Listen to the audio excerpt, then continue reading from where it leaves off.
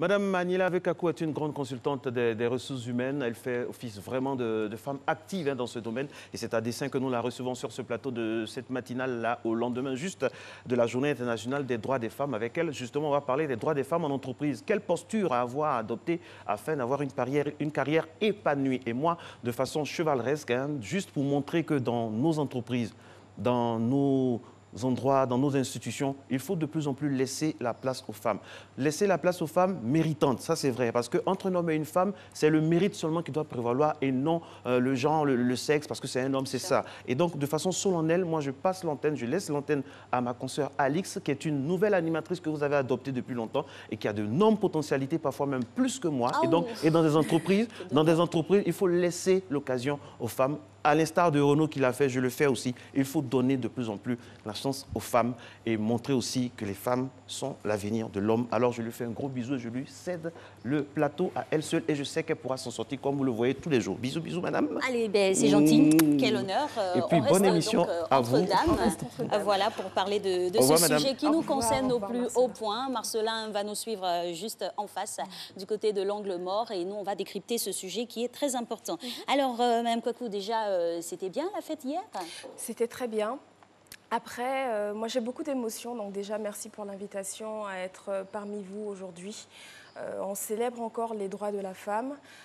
Je vais vous partager une conviction qui est la mienne, une espérance aussi, c'est que bientôt on n'est plus à célébrer les droits de la femme, ce qui voudra dire que la femme a pris sa place en fait dans la société. Exactement, parce que si on a une célébration, c'est dire qu'il y a encore à faire. C'est vrai qu'on n'est pas au bout de notre peine, au bout de nos peines, mais on tend à pouvoir atteindre l'équité tant rêvée.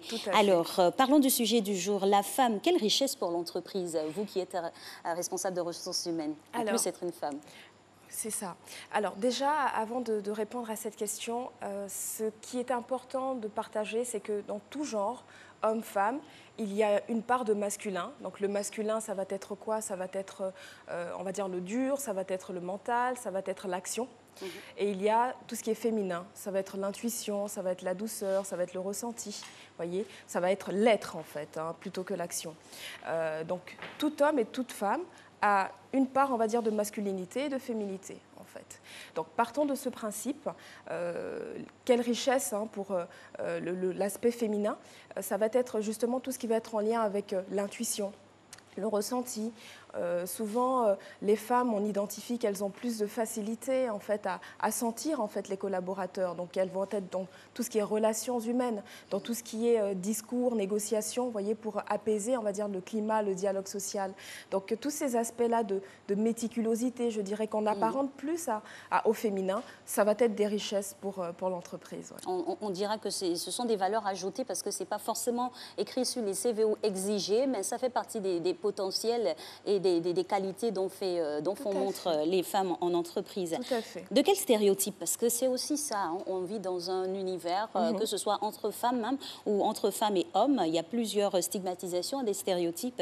Et vous, de votre position, de quel stéréotype spécifiquement souffrent les femmes en entreprise? Alors, les stéréotypes ont toujours fait partie de la société. En fait, l'être humain, pour évoluer, a besoin de mettre des étiquettes, peut-être pour se rassurer aussi. Et les stéréotypes, on va dire, on l'a dans dur aujourd'hui, surtout en ce qui concerne les femmes, parce qu'il va y avoir tout ce qui est lié à leurs conditions. En environnement d'entreprise, on peut souvent se dire « Ah, la femme va avoir tendance à s'absenter pour des raisons de grossesse.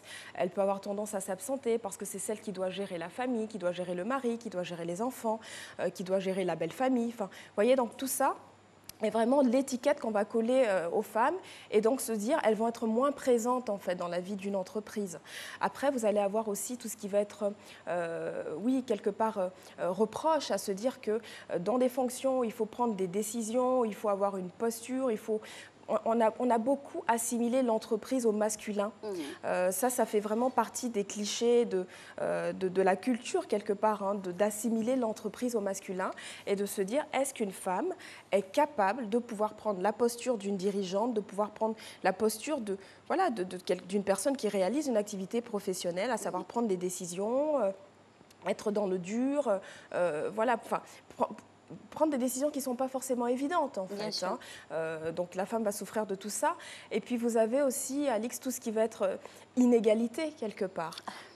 Il y en a... Ben oui, ça, c'est les gens, on voit. Il y en a. Voilà pourquoi la journée existe encore. Tout à fait, la journée existe encore parce qu'il y a encore des choses à faire valoir, il y a des stéréotypes à casser, il y a de l'éducation à faire pour aller vers une société qui soit plus harmonieuse et plus équilibrée, peut-être plus juste et plus en phase avec ce qu'on est, les unes et les autres. Donc vous avez tout ce qui va être déjà formation, inégalité de salaire. Aujourd'hui, 28% des hommes sont mieux payés encore que des femmes, c'est beaucoup. C'est trop. C'est trop. Au nom de quoi? Vous avez aussi tout ce qui va être mixité des métiers. Les métiers d'ingénieur, aujourd'hui, il n'y a que 20% de femmes. Voilà. Et vous allez avoir ensuite tout ce qui va être évolution professionnelle. Voyez, voilà. Et au terme des actifs aussi d'avancée, on constate avec beaucoup d'humilité que les femmes sont autant capables de diriger des entreprises que des hommes et de prendre des décisions très fortes. Disons qu'elles ne sont jamais à leur place par hasard. Exactement. J'épouse cette manière de penser. Alors, face à tous ces stéréotypes-là, il y a des défis aussi à relever. Quels sont-ils? Oh, il y a beaucoup de défis à relever. Vous avez tout ce qui va être défi, tout ce qu'on vient quelque part finalement de citer, à savoir aujourd'hui comment faire pour se positionner, faire comprendre à tout un chacun que l'entreprise n'est pas assimilée forcément au masculin, qu'il ne faut pas forcément être dans un costume, je veux dire, d'homme pour pouvoir trouver sa place dans l'environnement. L'exemple que je peux donner, c'est vous faites le même métier, Alix, que Marcelin. Marcelin, par galanterie, nous a abandonnés. C'est très galant, mais il aurait eu sa place. Tout à fait. Et il ne nous gênerait pas. Ben oui, ça marche depuis maintenant un bon nombre d'années. C'est dire que chacun a sa place. Chacun a sa place pour autant qu'il accepte de la prendre en vérité et d'être aligné en fait avec ce qu'il est. Vous voyez, quand il y a des évidences qui sont en place, quand on est sûr de soi et qu'on sait pourquoi est-ce qu'on fait ce qu'on a à faire, mais les gens autour s'habituent. Donc il y a beaucoup de défis aujourd'hui. On parlait d'inégalité de salaire, on parlait d'évolution professionnelle. Alors il ne faut pas oublier que c'est 1965, la loi qui autorise la femme à exercer sans l'autorisation de son mari. Donc c'est encore récent. Pour autant, il s'est passé plus de 40 ans, 50 ans, enfin depuis, des générations. On identifie aujourd'hui que, et ça c'est un chiffre qu'on ne sait pas assez, tout ce qui est matière grise en études supérieures, c'est 56% de femmes. 56% de femmes. Alors comment est-ce qu'il se fait que dans les 1500 entreprises les plus grandes du monde, il y a plus de personnes qui s'appellent John que de femmes? Je ne parle pas d'hommes. Bien sûr. Il y a plus de personnes qui s'appellent John, qui sont vraiment à la tête de ces entreprises que de femmes. Qu'est-ce qui s'est passé entre-temps? Pourquoi est-ce que le plafond de verre n'a pas pu être carbonisé, n'a pas pu être pulvérisé? Voyez, donc ça, c'est un défi aussi. L'idée, ce n'est pas forcément de dire les femmes doivent être des dirigeantes, c'est juste de se dire aujourd'hui qu'elles avancent vers ce qu'elles ont envie d'être, en fait, qu'elles fassent en fait chemin vers elles-mêmes. Donc il y a l'évolution professionnelle, le fait de pouvoir aussi, la mixité en entreprise, 20% de femmes ingénieures. On a encore beaucoup tendance à avoir des petites filles qui disent non, ça c'est pas pour nous, c'est plutôt pour les hommes. C'est une affaire de conscience. C'est une affaire de conscience, de prise de conscience, d'éducation, de champ de possible. Quand on élève un garçon et une fille, on leur dit à chacun tout est possible, juste soyez vous et soyez alignés avec ça. C'est pas la même chose que de dire, vous savez, les métiers de cuisine ou les métiers de ménage, tout ce qui est d'intérieur, c'est pour les femmes. Les métiers plus d'hommes qui demandent des efforts, des efforts physiques, c'est plus pour... Enfin, voyez, c'est mettre en fait dans des cases. Et en fait, aujourd'hui, ce qui se passe simplement, c'est que les hommes et les femmes, surtout les femmes, elles étouffent en fait dans ces cases. Elles ne vivent plus bien avec ces stéréotypes et puis elles s'affranchissent. Ben oui, de plus en plus, il faut décloisonner les choses, les mentalités pour pouvoir atteindre l'équité et l'égalité. Alors, on vous a posé la question, votre avis sur le sujet, ça nous intéresse toujours. Emmanuel Bonzo nous a récupéré vos avis.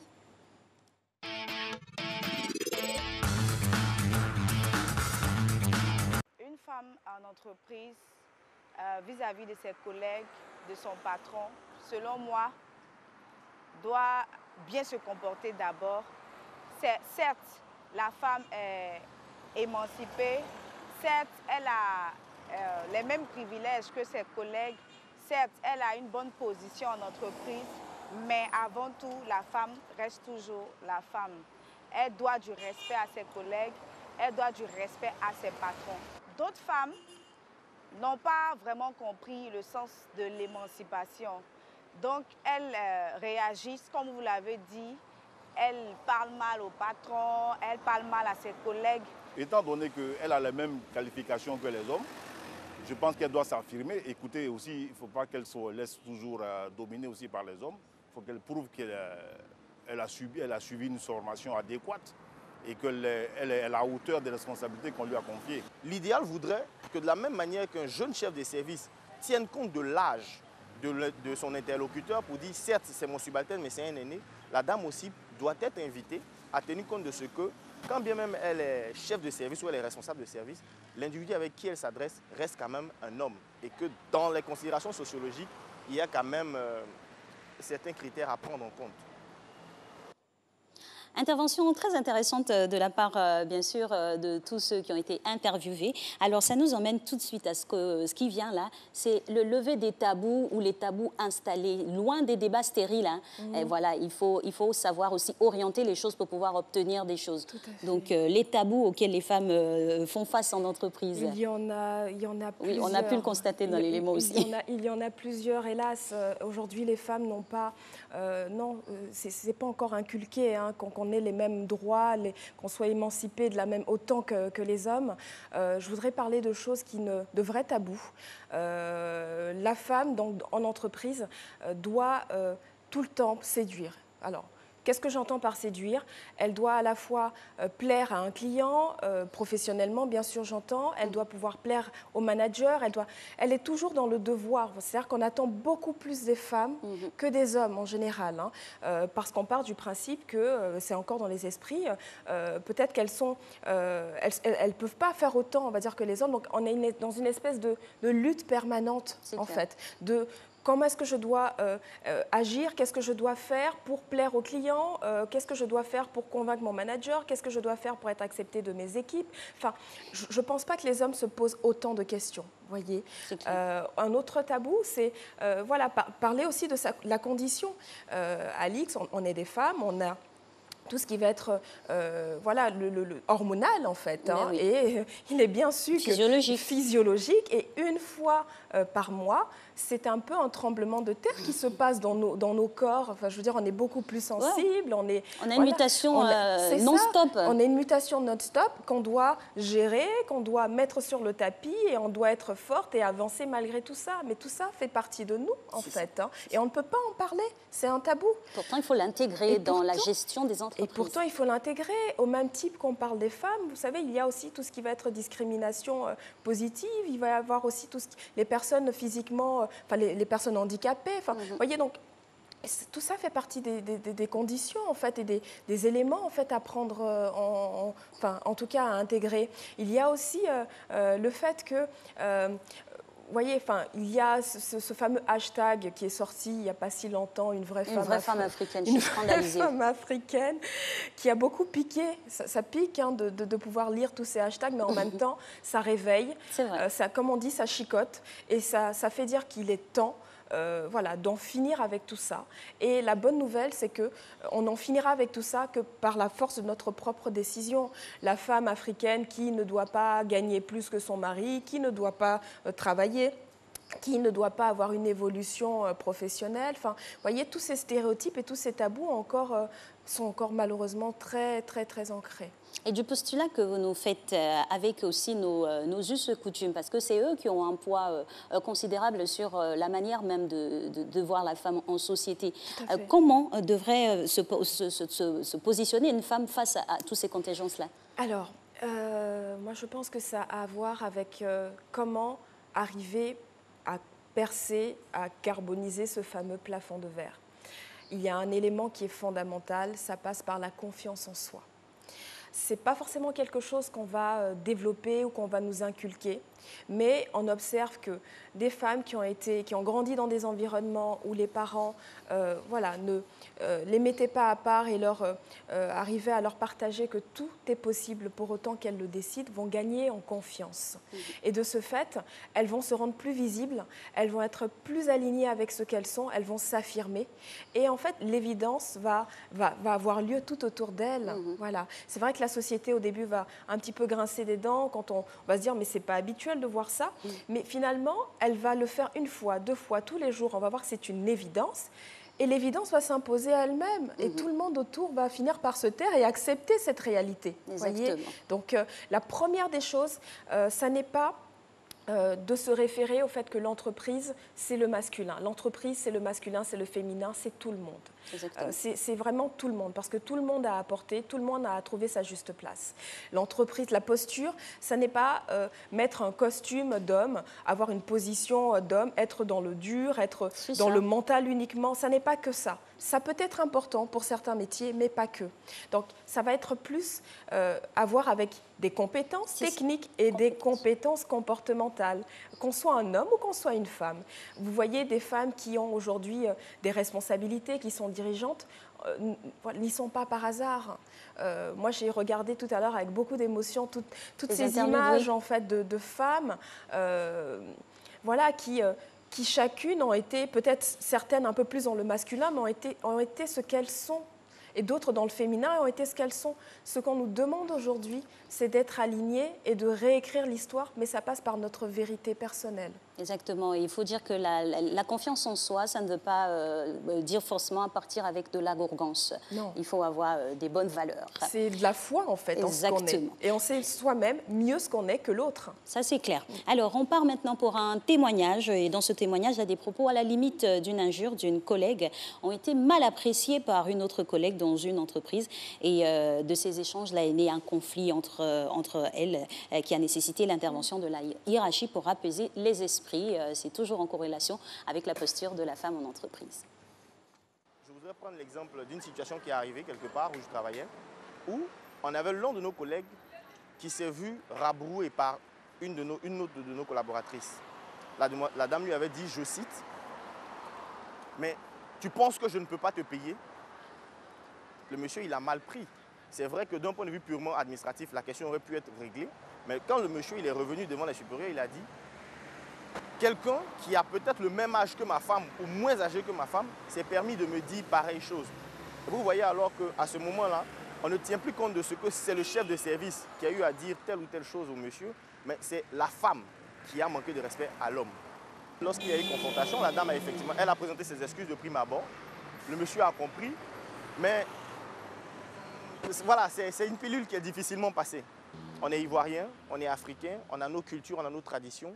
Quand il est vrai que dans le domaine professionnel, on doit faire la part des choses, mais ce ne sont pas des pratiques et des cultures à laisser, parce que ce sont ces choses-là qui font de nous ce qu'on est aujourd'hui. Oui, notre intervenant, il a la tête bien dans la modernité, mais les pieds dans la tradition. Alors là, on est en face d'un cas de rivalité peu scrupuleuse, on peut le qualifier ainsi. Est-ce que c'est la posture à adopter? Certainement pas. Je regardais hier une vidéo d'une coach qui s'appelle donc Madame Gagliardi, qui partageait le fait qu'il a été observé que lorsque les femmes étaient encore exclues de certains réseaux, vous savez que le Rotary, l'ouverture aux femmes, c'est 1987, c'est 33 ans, c'est quand même assez récent. C'est clair. Elles ont eu à développer par elles-mêmes leur réseau. C'est pour dire que notamment. Ça. Tout à fait. Elles ont eu, et c'est prouvé dans l'histoire qu'à chaque fois que les femmes étaient justement interdites de réseau, elles arrivaient à mettre leurs forces, à unir leurs forces ensemble et créer un autre réseau. Donc c'est de sortir aussi des schémas de victimisation, contrairement à ce qu'on a malheureusement encore l'habitude de faire. Seul, peut-être qu'on peut essayer d'aller vite, mais on n'ira pas loin. Donc forcément, je veux dire, se disputer, ne pas être en accord, c'est quelque part disperser, c'est dépenser de l'énergie qui ne permet pas d'avancer, de faire front ensemble. Donc aujourd'hui, le réseau, il est très puissant. Donc aux femmes de comprendre qu'ensemble, elles iront plus loin. Elles iront mieux, elles feront mieux entendre aussi ce qu'elles ont à dire. Alors peut-être que, disons, ces problématiques sont observées aussi parce que peu ont l'habitude d'être à des postes stratégiques et dès lors qu'elles y sont, elles n'ont pas d'autre schéma, d'autre modèle que le masculin. Il y a très que l'autorité l'autorité, c'est le masculin. Vous voyez, c'est le dur. Aujourd'hui, on peut être chef d'entreprise, on peut être entrepreneur et incarner sa féminité. Donc, il peut y avoir d'autres façons de trouver sa place et d'être vraiment dans une posture qui permet d'obtenir le résultat. Il n'est pas indiqué, il n'est pas prouvé que d'être dans cette autorité, de marcher sur l'autre et d'écraser l'autre, permet d'avoir le résultat. Mais elles ont peut-être vu que ça. Et donc, on n'a pas assez de modèles féminins. On en a de plus en plus, mais pas encore. Mais la bonne nouvelle, c'est que ça va se faire et que la prise de conscience, elle est effective. Exactement. Et c'est très important de ne pas se dénaturer, même dans son management. Tout à fait. Merci infiniment, Madame Anilia Vikwaku, pour ce sujet qui, on l'espère, a donné du baume au cœur et des ingrédients très importants pour toutes les femmes dans les entreprises et même dans tous les corps de métier, à la maison, parce que c'est un travail aussi d'être femmes au foyer. Merci. Célébrons toujours nos droits, restons unis, c'est ce qui fera la différence. Je vous souhaite une belle